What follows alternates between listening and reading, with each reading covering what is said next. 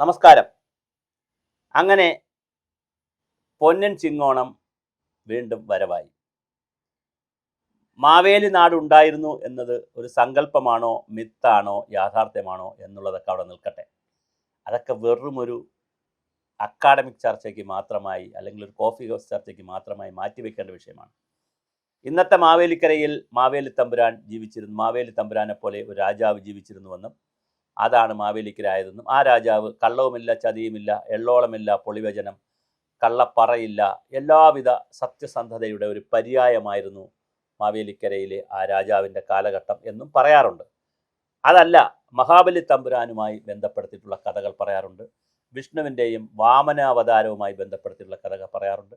വാമനൻ മഹാബലിയെ ചവിട്ടിത്താഴ്ത്തിയെന്ന് കുറച്ച് പേര് പറയുമ്പോൾ അതല്ല, ചവിട്ടിത്താഴ്ത്തുക അല്ല ചെയ്തത്, പാതാളത്തിലേക്ക് അയച്ചത് സുതലത്തിലേക്കാണ്.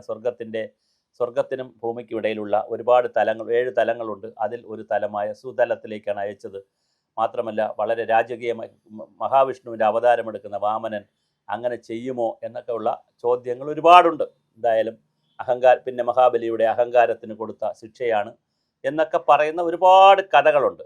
എന്നാൽ ഓണം നമ്മൾ അതൊന്നുമല്ല എന്നെ ആകർഷിച്ചിട്ടുള്ളത് ജാതി മത വർഗ വർണ്ണ വ്യത്യാസമില്ലാതെ ഒരു ജനത കൃഷിയുടെയും കാർഷിക വിളവെടുപ്പിൻ്റെയും, എല്ലാ കാർഷിക വിളവെടുപ്പ് ശരിക്കും ചിങ്ങത്തിലല്ല നടക്കുന്നത്, നെല്ലിൻ്റെ വിളവെടുപ്പ് അങ്ങനെയല്ല. പക്ഷെങ്കിൽ പോലും ഓണത്തിന് വേണ്ടി ഒരുപാട് പച്ചക്കറിയൊക്കെ നടുകയും പൂക്കളൊക്കെ എവിടെ ഉണ്ടാക്കിയാലും, തമിഴ്നാട്ടിലായിക്കോട്ടെ, കേരളത്തിൽ എവിടെ ആയിക്കോട്ടെ, തോവാളയിലെ പൂവാണ് ഇവിടെ വരുന്നത്, അത് വേറെ കഥ.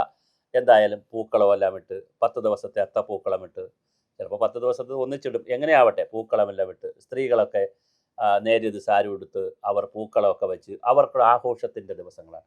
ബന്ധുമിത്രാദികളെല്ലാം അങ്ങോട്ടും ഇങ്ങോട്ടും പോവുക, നാട്ടിൻ പുറത്ത് ലൈബ്രറികൾ, ക്ലബ്ബുകൾ, റെസിഡൻസ് അസോസിയേഷനുകൾ, കൂട്ടായ്മകളൊക്കെ വലിയ തോതിൽ ഓണാഘോഷം നടത്തുക. അങ്ങനെ മാനവ ചരിത്രത്തിൻ്റെ കൂട്ടായ്മകളുടെ ഒരു സംഗീതം ഉണ്ടാകുന്ന സമയമാണ് ഈ ഓണം. അതുകൊണ്ട് തന്നെ അത് ആഘോഷങ്ങൾ ആവശ്യമുണ്ട്. നമ്മുടെ മനുഷ്യ മനസ്സിന് എന്ന് പറയുന്നത് ആഹാരം കഴിക്കുകയും വസ്ത്രമെടുക്കുകയും ഉറങ്ങുകയും ലൈംഗിക ചോദന നിവർത്തിക്കുകയും, അല്ലെങ്കിൽ അത് ലൈംഗികമായ കാര്യങ്ങൾ ചെയ്യുകയും സന്താനോൽപാദനം നടത്തുകയും ചെയ്യുന്നതിനപ്പുറം വലിയൊരു കൂട്ടായ്മ ആവശ്യമുണ്ട് മനുഷ്യർക്ക്. ആ കൂട്ടായ്മയിലൂടെയാണ് ഞാൻ നേരത്തെ പറഞ്ഞ ജാതിയും മതവും വർഗവും വർണ്ണവും ഇല്ലായ്മയും, പണ്ഡിതനും പാമരനും ദരിദ്രനും സമ്പന്നനും എല്ലാവരും ഏകോദര സഹോദരങ്ങളാകുന്ന അപൂർവ സമയങ്ങൾ ആവശ്യമുണ്ട് നമുക്ക്.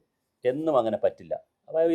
വൈവിധ്യമാണ് ഭൂമി, നാനാത്വത്തിൽ ഏകത്വമാണ്, യൂണിറ്റി ഇൻ ഡൈവേഴ്സിറ്റിയേ ഉള്ളൂ.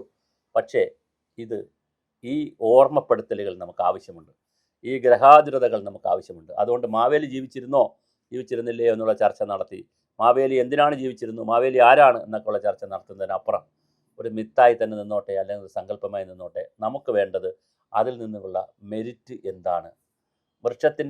ഒരു വൃക്ഷം നമുക്ക് നല്ല ഫലം തരുമ്പോൾ ആ വൃക്ഷത്തിൻ്റെ റിസർച്ചൊക്കെ നമുക്ക് പിന്നെ നടത്താം. ഫലം ആസ്വദിക്കുക എന്നുള്ളത് മാത്രമേ ഉള്ളൂ.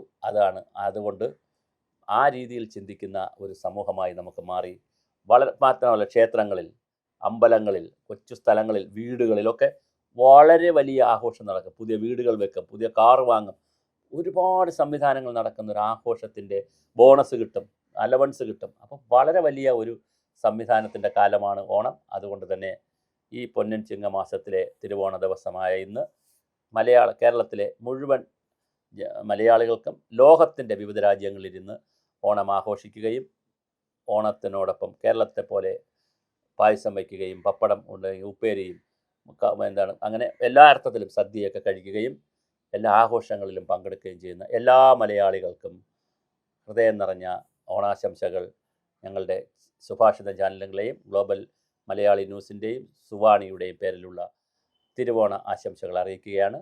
ഞങ്ങളുടെ ചാനലുകളെ നിങ്ങൾ കാണുകയും സപ്പോർട്ട് ചെയ്യുകയും ലൈക്ക് ചെയ്യുകയും കമൻറ്റ് ചെയ്യുകയും ഏറ്റെടുക്കേണ്ട വിഷയങ്ങൾ അറിയിക്കുകയും ചെയ്യണം.